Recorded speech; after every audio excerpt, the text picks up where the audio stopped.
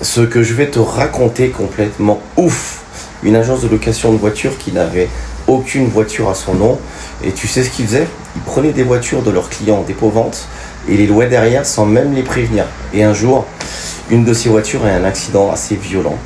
Et là, tout s'est écroulé. Cette histoire est réelle et elle peut arriver à n'importe qui. Elle est passée même dans le journal local. Je te montre tout et je te raconte tout de suite. Salut à tous. Alors aujourd'hui, encore une histoire de malade. En fait, c'est des anecdotes que j'ai depuis que j'ai démarré et je vous les fais partager au fur et à mesure. C'est juste pour vous montrer une chose, c'est que chaque métier a du bon et du mauvais. Et ceux qui veulent se lancer dans l'automobile, il y a du très bon. Il y a beaucoup d'argent à se faire. On peut vivre de sa passion, mais il faut faire attention aux risques qu'il y a derrière. C'est pour ça qu'il faut se protéger avec le bon process, les bonnes méthodes, les bons contrats pour pas se faire avoir, justement. Parce que vous pouvez avoir des gros problèmes en justice, des problèmes faire de la prison, fermer votre boîte, financièrement aussi, ça peut vous coûter très cher. Donc c'est pour ça que je fais un peu ces vidéos-là où je raconte des anecdotes assez crues que j'ai moi-même vécu, sauf celle-là. Alors c'est pas moi qui l'ai vécu, mais c'est une histoire qui est passée dans le journal local et je connaissais en fait cette boîte. Je la connaissais pas personnellement, mais je savais qu'elle existait, qu'elle était. Je passais de temps en temps devant. Alors c'est dans le sud de la France et cette boîte au final, ce qu'elle faisait, c'est un truc de dingue. Alors avant de vous raconter cette histoire, abonne-toi à la chaîne si tu veux des astuces sur le business automobile, si tu veux en faire un métier, d'une passion un métier, soit à temps partiel pour augmenter tes revenus, soit à temps complet pour en faire un vrai métier d'entrepreneur, soit de l'achat-revente de voitures, soit de la location de voitures. Et je donne plein d'astuces dans mes vidéos pour démarrer ton business. Donc c'est ce qui est assez intéressant, des anecdotes justement comme celle que je vais vous raconter aujourd'hui, qui est dingue. Et reste jusqu'à la fin de la vidéo parce que je vais t'annoncer un petit truc à la fin qui va être sympa pour ceux qui veulent aller plus vite. Alors, ça s'est passé il y a quelques mois en arrière et au final, j'ai ouvert un jour le journal et j'ai lu ça et je suis tombé vraiment à la renverse. Et je pensais pas du tout que ça pouvait arriver et que cette boîte faisait ça. Alors je vais pas donner le nom de boîte, ni où elle se situe, ni rien, hein, parce que bon voilà, je sais pas s'ils sont encore en procédure, je sais pas où ça en est. Mais j'ai lu ça rapidement j'ai lu tout l'article dans le journal. Alors c'est une boîte qui faisait de la location de voitures et qui faisait aussi de l'achat-revente, mais un peu spécifique, qui faisait de l'achat-revente que de véhicules de premium et beaucoup de supercars. Beaucoup de supercars, hypercars et du SUV sportif, voilà, et même de voitures de luxe, style Rolls-Royce, etc. Bentley, donc voilà, que du gros. Et il faisait aussi la location de voitures, donc forcément, il louait quasiment que ces genres de véhicules-là. Donc moi je me suis dit, wow, la boîte elle doit marcher du tonnerre parce que je voyais souvent, ils avaient un Instagram, un TikTok, etc. Et maintenant ils ont plus rien. Donc j'étais abonné à eux et je regardais un petit peu leur story, leur publication et tout. Je dis, waouh, putain, déjà. Quand je vais vous raconter l'histoire, sincèrement, ils avaient pas peur de faire ça, parce que moi, j'aurais jamais fait ça. En tout cas, j'aurais même pas affiché ça sur les réseaux, parce que si je me fais choper, je suis mort. Donc, je les suivais, je regardais tout ça, je me disais, waouh, la réussite qu'ils ont, c'est incroyable. Les voitures qu'ils ont aussi, même moi, financièrement, pour l'instant, je peux pas les prendre. Parce que moi, je tourne avec de la RS3, de la RS6, qui est déjà jamais un, de la R8, c'est le plus gros gamos que j'ai, c'est R8. Pour moi, c'est déjà pas mal. RSQ8, alors j'aime bien Audi, donc j'ai pas mal d'Audi.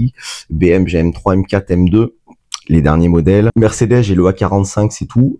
Mais je suis en train de m'en séparer. J'en avais une autre, mais l'autre, il a fini épave aussi. Enfin voilà, j'ai pas de supercar comme eux, ils avaient. Parce que déjà, ça coûte cher. Même si on passe par des fournisseurs, les loyers sont extrêmement élevés. Donc, il faut être sûr derrière d'avoir la clientèle pour pouvoir le louer, rentrer dans ses frais et gagner de l'argent. Donc pour l'instant, en tout cas moi j'ai pas la clientèle pour où je suis situé, donc c'est pour ça que je le faisais pas et je gagnais très bien ma vie avec ce que je fais là, entre l'achat-revente de véhicules d'occasion et la location saisonnière sur ce genre de véhicule. Moi ça me convient puisque je gagne bien ma vie avec ça et je suis très bien, voilà. Je suis pas millionnaire, mais au moins voilà, je peux manger, je peux payer mon loyer, je peux partir de temps en temps en vacances, je me fais plaisir à rouler dans de belles voitures quand elles sont dispo. Moi ça m'allait très bien.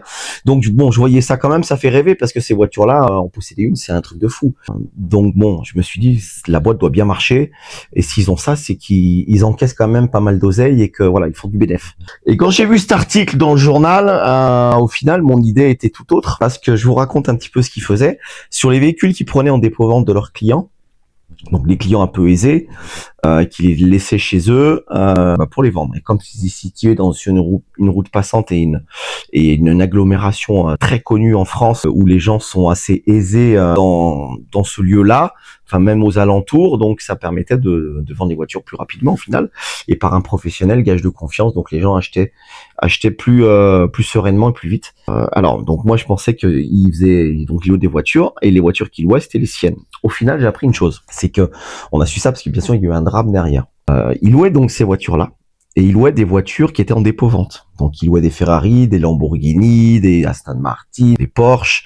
Moi d'ailleurs j'ai aussi Porsche, j'ai oublié d'en parler, j'ai aussi Porsche. Donc il louait ces voitures-là. Et au final, ces voitures-là étaient à la base à des clients, des propriétaires particuliers qui laissaient leur véhicule à ce gars-là, simplement en dépôt-vente. Donc pas pour louer des voitures derrière. Déjà ils n'étaient pas assurés pour. Et mettre des kilomètres dans la figure, s'il y a un RSV ou il y a un truc, comment ils font? Enfin, le client est même pas au courant, au final, le propriétaire du véhicule. Et le client qui loue, c'est pareil. Lui, il pense faire ça correctement dans la légalité. Il se dit, voilà, tout est carré. Je loue des belles voitures, tout est carré, quoi. Au final, le propriétaire de la boîte, il a lésé tout le monde. Le propriétaire du véhicule, son client. Donc, il a pris des risques incommensurables.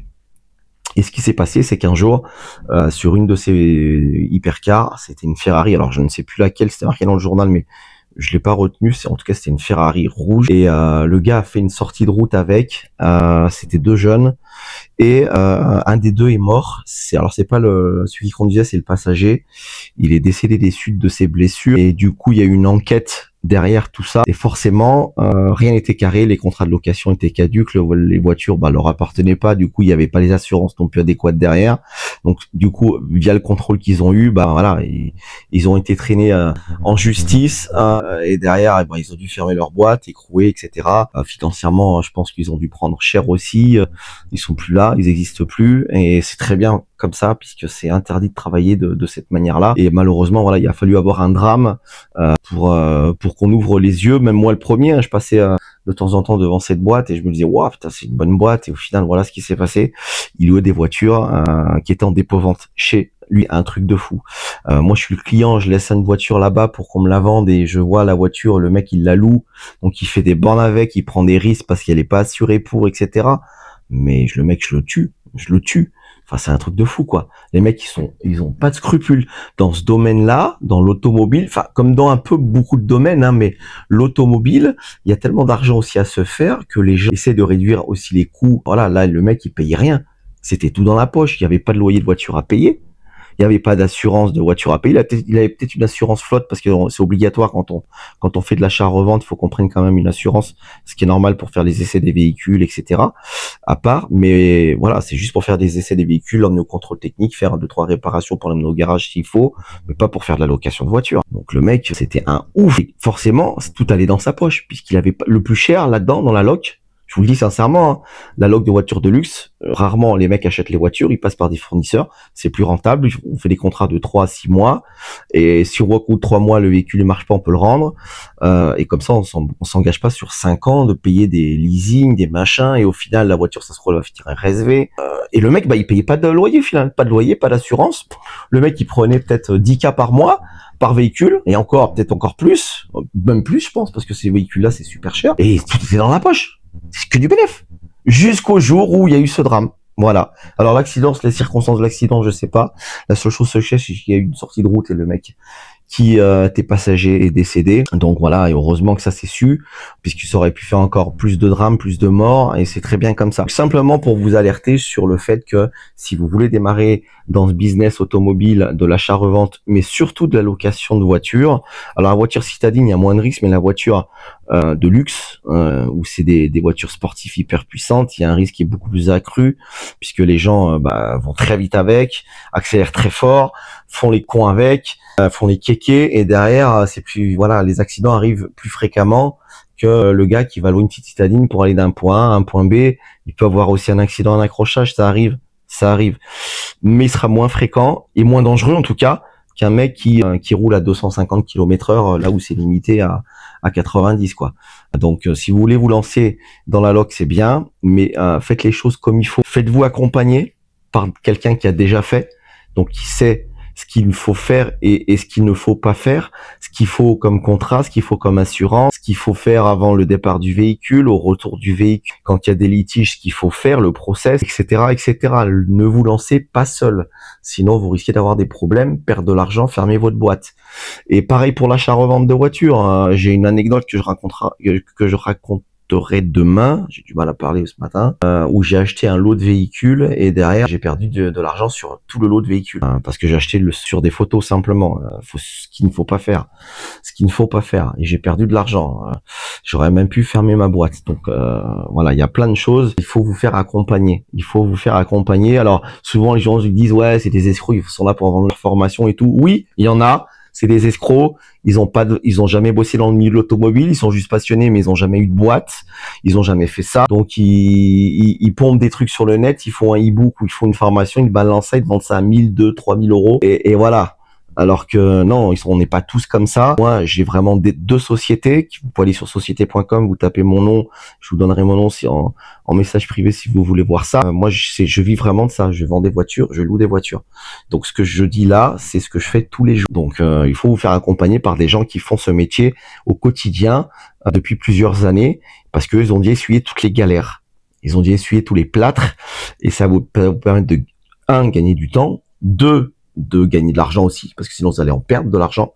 Quand vous avez des problèmes et que vous les gérez mal, vous en perdez de l'argent, et si vous n'avez pas une bonne trésor, vous pouvez fermer votre boîte. Alors voilà, faites-vous suivre ou accompagner par une personne qui a déjà fait, moi ou un autre. Je sais pas là de me vendre moi ou un autre, peu importe. Ce qu'il faut, c'est que si vous êtes passionné, vous voulez réussir, eh ben faites-le, mais faites-le correctement. Voilà. Si cette vidéo t'a plu, tu peux t'abonner à ma chaîne pour avoir donc plein d'astuces dans le domaine de l'automobile et tout plein d'anecdotes aussi qui te permettra de ne pas faire toutes ces erreurs et de faire attention à tout ça. Si tu veux te faire accompagner, donc j'accompagne aussi certaines personnes. Alors moi j'ai mis en place un e-book, c'est pas une formation, c'est un bouquin ni plus ni moins qui a 47 euros. Pour vous donner une ordre d'idée, moi quand j'ai démarré, j'ai pris une formation à 10 000 euros. J'avais une dizaine de vidéos, puis débrouille-toi avec ça. J'ai perdu 10 000 euros dans le game parce que j'ai rien appris du tout. J'ai fait toutes les erreurs qu'il y avait à faire derrière.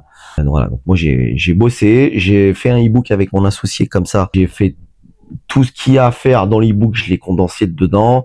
Quel statut choisir, le capital social, les logiciels, les contrats, et après les assurances, les fournisseurs. Alors les fournisseurs, je les donne à part, je les mets pas dans l'e-book, mais je parle des différents tarifs que vous pouvez avoir sur la location, bien sûr, et aussi sur l'achat-revente, combien à peu près ce type de véhicule vaut sur le marché. Alors le marché change très vite, donc après il faut revoir un peu les tarifs des voitures, d'achat des voitures. Mais voilà, j'ai tout condensé dans ce e-book à seulement 47 euros. Si pour ceux qui veulent, vous pouvez aller sur mon lien, vous cliquez sur sur ma bio, vous cliquez sur le lien et vous suivez le truc. Hein. Il n'y a aucune obligation, il n'y a rien, vous pouvez réussir même sans ça, mais ça vous fait gagner quand même du temps et de l'argent pour pas faire toutes les erreurs qu'on a faites. Nous, pour ceux qui ont démarré là-dedans, sans formation, sans rien.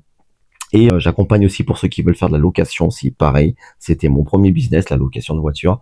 J'en fais toujours, hein, mais c'était le premier que j'ai ouvert, c'était la loc, et après j'ai ouvert l'achat-revente. J'explique aussi tout sur le e-book pour la location. C'est encore plus pointu sur la loc parce qu'il faut encore plus se méfier sur la loc que sur l'achat-revente de voitures d'occasion. Et après j'accompagne aussi les gens qui veulent vraiment aller démarrer vite et vraiment avoir un processus d'un accompagnement.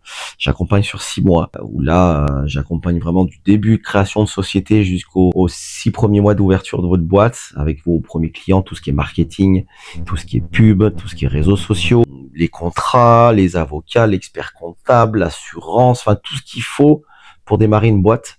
Je serai là pour vous accompagner de A à Z les 6 premiers mois de votre entrepreneuriat, de votre boîte. Voilà, tout simplement. Sur ce, je vous souhaite de passer une très bonne journée à vous tous. Si cette vidéo t'a plu, tu mets un pouce en l'air.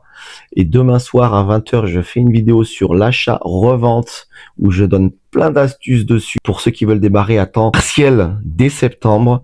Donc c'est pour ça, mets la petite cloche, abonne-toi, comme ça tu as les notifs, et demain à 20 h tu auras cette fameuse vidéo qui va être exceptionnelle. Et en plus, je fais un tarif promo pour tous les e-books à partir du 14 juillet jusqu'à fin juillet. Tous les e-books vont être à moins de 50% juste sur cette période-là et aux 100 premiers. Après, ça repasse à 47 euros. Donc, si tu veux démarrer rapidement à prix réduit, et ben c'est à partir du 14 juillet jusqu'au 31 juillet, c'est à ce moment-là, il faut être dans les 100 premiers à prendre son e-book. Voilà, sur ce, passez une bonne journée. Ciao, ciao!